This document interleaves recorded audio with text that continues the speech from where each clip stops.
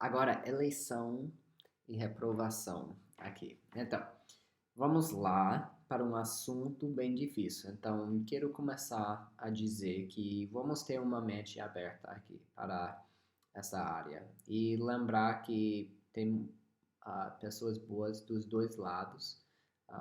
Tem pastores e igrejas que fazem muita coisa que não concordam nessa área. Então, uh, os teólogos até agora não têm resolvido esse assunto como tipo doutrina principal que todo mundo concorda. Então, vai ser difícil. Para mim, eu foi um brasileiro, um amigo da faculdade, jogava bola com ele e um dia ele falou sobre essa doutrina de eleição e eu ri no cara dele sobre o lado dele. Aí depois, com o tempo, anos vendo, debatendo na faculdade, mas realmente lendo a Bíblia, o que a Bíblia ensina, veio à conclusão que eu tenho sobre o assunto. Então, se você não concorda comigo, tudo bem, podemos ser ótimos amigos, não tem problema. É uma doutrina mais pesada quando pensar sobre as implicações de eleição. No início pode ser bem pesado, tipo, não entendo isso, porque Deus faria isso, mas depois de ver outros pontos, pode ficar maravilhado com a graça de Deus. Então, até pessoas têm dito que é doutrina da graça de Deus. Então, vamos lá. Já sabemos que nós somos pecadores, então todo mundo merece a punição eterna. Mas Cristo morreu e para quem se arrepende e tem fé nele, obtém salvação.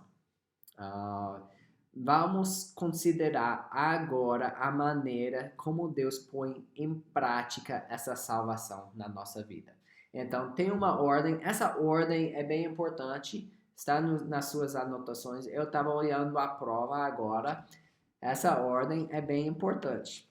Então, qual a ordem de salvação?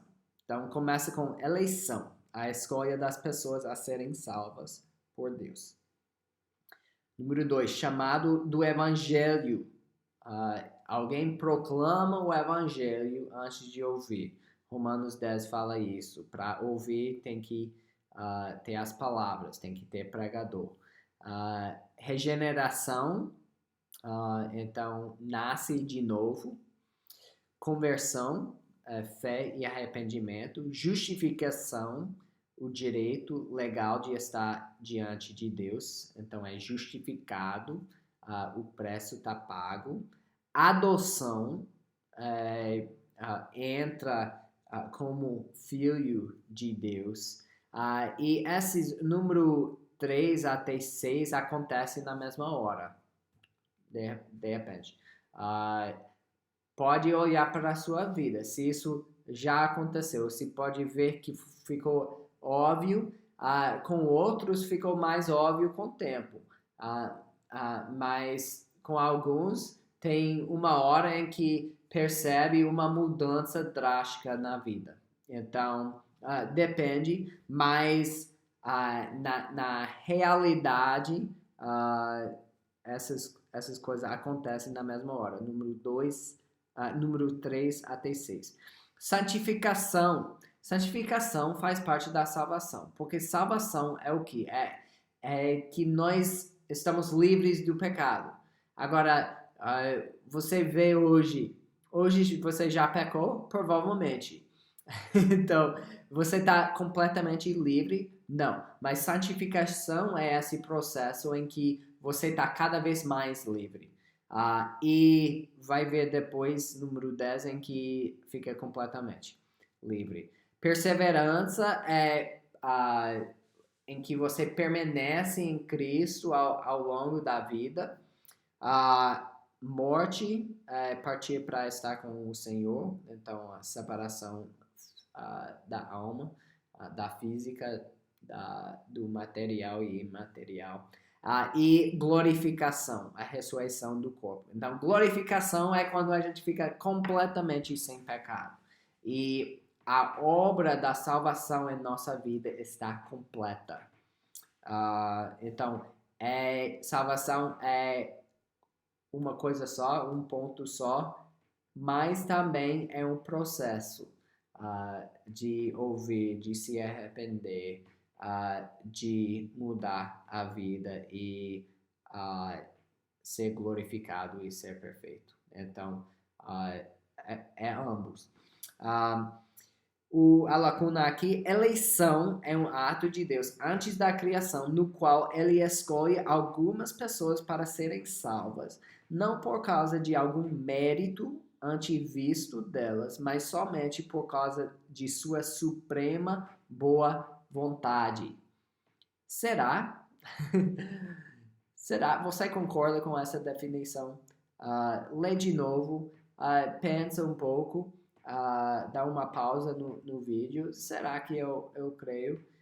E depois vamos ver esses versículos. Então, eu vou ler alguns aqui, mas você tem uma lista maior.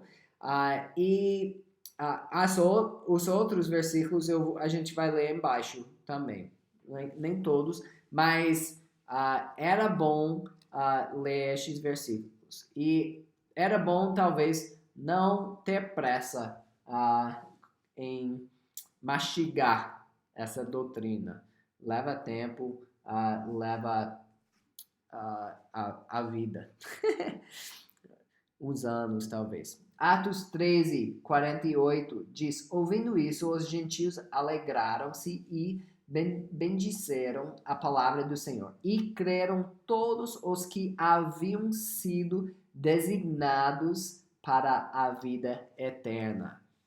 Então, já havia, então foram salvos, mas já havia.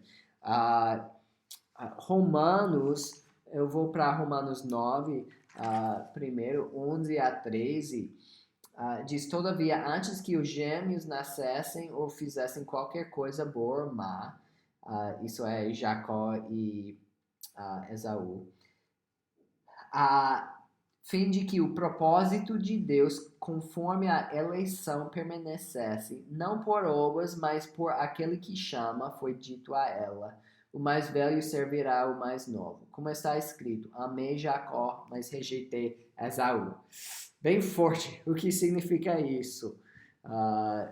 Bem interessante. Efésios 1:4, que é meio forte aqui também. Porque Deus nos escolheu nele antes da criação do mundo para sermos santos e irrepreensíveis em sua presença.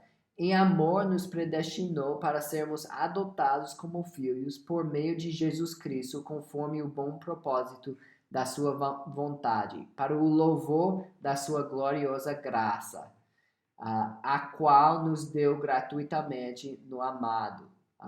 Então, por amor, pela graça, palavras bem importantes. E tem outros versículos, mas vamos para a letra B. Como o Novo Testamento apresenta o ensino da eleição. Número 1, como um consolo.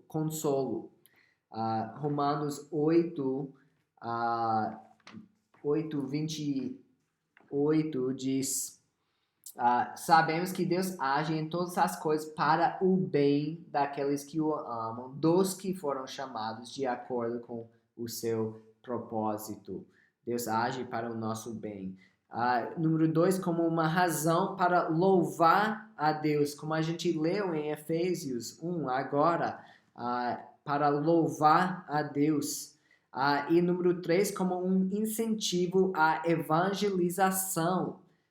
Então, Deus tem seu eleito e a gente só precisa achar, pregar e achar. Então, tá nervoso, ninguém vai acreditar, mas Deus tem seu eleito, estão lá no mundo e tem essa promessa. 2 Timóteo 2,10. Por isso tudo suporto por causa dos eleitos, para que também eles alcancem a salvação que está em Cristo Jesus com a glória eterna. Estão ali, prega e eles vão chegar. Porque Deus chamou.